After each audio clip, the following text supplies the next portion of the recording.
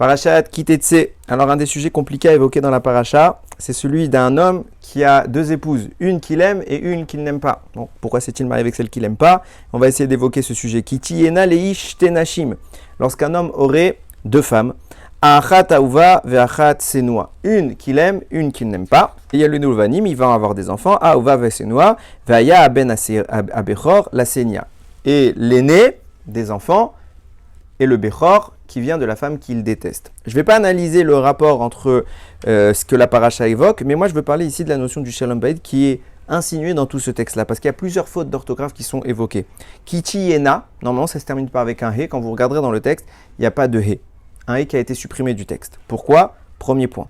Deuxième point, il y a deux he supplémentaires qui sont rapportés. Shtenashim ha-achat aouva ve-ha-achat senoa. Une qu'il aime, une qu'il n'aime pas. On aurait pu dire c'est la même chose sans le he en disant achat aouva, achat senoa. Le he est répété deux fois ha-achat, ha-achat. C'est quelque chose encore de superflu. Et enfin, il y a une dernière faute d'orthographe dans ce même verset. D'habitude, quand on veut parler de la femme qu'on déteste, dans tout le texte, vous pouvez le lire, c'est écrit senoa. Et à la fin, on va l'appeler senia, qui veut dire la même chose, mais sauf qu'on a formulé les choses différemment. Au lieu que ce soit vav he, on a mis un yud et un he à la fin. Alors qu'est-ce que ça peut nous évoquer? Chachamim parle de la création du couple, le premier couple qui a été créé étant Adam et Chava. La Torah parle de Adam et Chava en les appelant Adam. Adam ne veut pas dire l'homme. Adam veut dire l'homme avec sa femme, puisque la Torah précise Zachar venekeva, ils étaient mâle et femelle. Et c'est seulement quand on a scindé l'entité initialement unie que Ish, l'homme, est apparu et Isha, la femme, est apparue. Vient nous dire Chachamim, un couple dans lequel réside le Shalom Bayit, eh bien, Akadosh Baruch Hu vient s'installer, la Shekhinah vient s'installer dans le foyer. Par contre, quand il n'y a pas de Shalom Bayit, quand on ne respecte pas la Torah et les mitzvot, alors on fait fuir la Shekhinah, et à la place de ça, c'est le feu qui s'installe. Vient Rashi, ils expliquent tout ça de façon très simple. Quand vous prenez le mot Ish, ça s'écrit Aleph, Yud, Shin. Dedans, il y a la lettre Yud. Quand vous écrivez le mot Isha, c'est Aleph, Shin, He. À la fin, il y a un He qui était absent chez l'homme, chez le mot Ish. Ce qui forme les deux lettres qui sont spécifiques à l'homme et à la femme, c'est le Yud pour l'homme et le He pour la femme qui fait Yud, qui est un des noms d'Akadosh Baruch Hu. Lorsque un couple fait résider le Shalom chez lui, fait Torah, fait Mitzvot, alors le Yud présent chez l'homme et le He présent chez la femme s'unissent pour former Yud, qui est le nom d'Akadosh Baruch Hu, pour témoigner que la Shekhinah s'installe. Par contre, lorsqu'on n'a pas ce mérite de pouvoir faire résider Akadosh Baruch Hu, ces deux lettres s'enlèvent, et chez le Ish, vous enlevez le Yud, il reste le mot Esh, les flammes, et chez la Isha, la femme, vous enlevez le He, il ne reste plus qu'à nouveau le mot Esh, les flammes. Le feu s'installe, à savoir la colère, et les disputes peuvent à ce moment-là démarrer. Chachamim parle du couple en disant Ezer kenegdo. La femme qui a été créée et présentée à Adam Arishon est une aide, mais littéralement ça veut dire contre lui. Ça veut dire que dans le principe général, le couple n'est pas une notion où tout va dans le même sens. Il y a une certaine confrontation. C'est la définition de la hardout. Qu'est-ce que c'est que la hardout, l'unité? C'est d'accepter la différence de l'autre et malgré cela la surplomber, la dépasser pour former une unité dans le foyer et dans la vie familiale.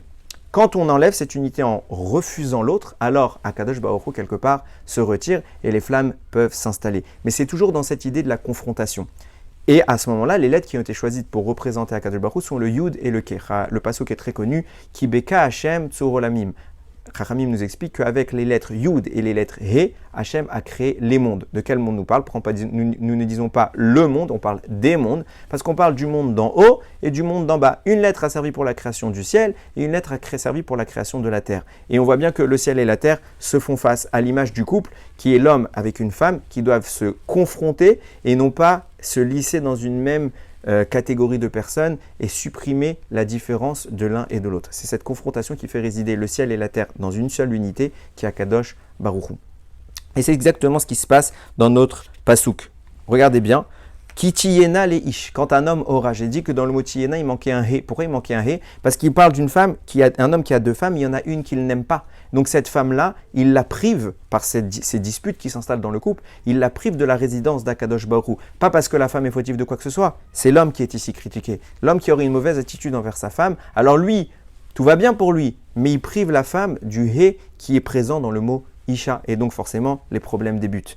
Mais lui, puisqu'il est dans notre situation, il a une deuxième femme, il a toujours son Yud, parce qu'avec cette deuxième femme qu'il aime, il se comporte bien. Donc lui, il a bien la Shekhinah qui existe dans un de ses deux foyers, mais elle est absente de son autre foyer parce qu'il se comporte mal. La Torah nous dit on a privé Kitiena, on enlève un He. Alors que normalement, il aurait dû avoir un He chez la femme qu'il aime, de même que chez la femme qu'il n'aime pas. C'est pour ça qu'on dit dans la deuxième assertion, chez Tenashim, ha achat aouva, ve ha achat senua. Une qu'il aime, une qu'il n'aime pas. J'avais dit qu'il y a un He en trop. À chaque fois, on aurait pu les supprimer pour nous dire, de même que la femme qu'il aime aurait dû a le droit au He qui représente la présence divine, de même la femme qu'il n'aime pas aurait dû avoir ce He, et l'homme qui s'est mal comporté avec elle l'en a privé. Et la conclusion de tout cela, on a dit que le mot qui a été changé, la Sénia, la femme qu'il déteste, au lieu de l'appeler Sénoua, Chachamim reformule le mot. Quand vous prenez le mot Sénia, ça peut être écrit Soné Yud Ke, qui déteste Yud Ke. Puisqu'il n'a pas permis à Yud Ke, alias Hachem, de résider dans son couple, ce qu'il doit savoir, c'est pas à sa femme qu'il a fait du mal. C'est pas envers sa femme qui s'est mal comportée, bien sûr.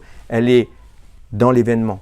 Mais quand on déteste une personne, c'est Akadosh Baruch Hu qu'on aime, parce qu'on est tous les représentants d'Akadosh Baruch Hu sur terre. Détester quelqu'un, c'est quelque part critiquer la création d'Akadosh Baruch Hu. C'est pour ça qu'une des mitzvot qui est à respecter, la principale à respecter dans le couple, c'est Ve'afta, l'Ereacha, Kamocha. La première personne qu'on doit aimer comme nous-mêmes, c'est notre femme, parce qu'en réalité, elle est nous-mêmes. Quand on conçoit cette idée que cette opposition, Ezer Kenegdo, on est une aide contre nous, l'aide ne se fait que par l'opposition, alors on réunit le ciel et la terre et on fait résider Akadosh Baruch Hu sur terre dans notre foyer. Quand on n'a pas ça à l'idée, alors les flammes s'enflamment et forcément, le couple ne peut pas tenir.